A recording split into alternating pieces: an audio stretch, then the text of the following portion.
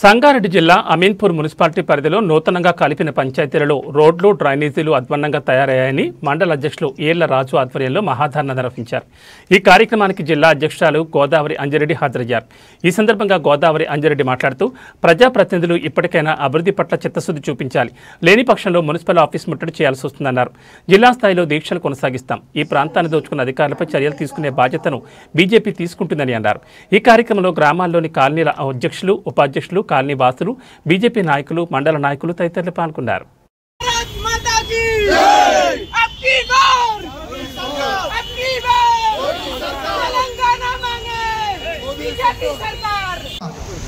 కాకపోతే మేము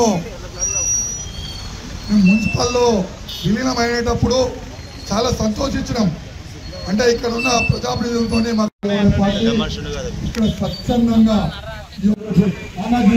మాట్లాడంటే నేను మాట్లాడితే తమ్మి అంటాడు, మళ్ళీ పోగానే నీకు ఇట్లా రాజుగారి లాంటి అన్న రాజుగారి ఆధ్వర్యంలో చేపట్టిన ఈ యొక్క దీక్షకు అన్ని గుంతలు ఒక వర్షం వస్తే చాలన్నా అది రోడ్డా చెరువు।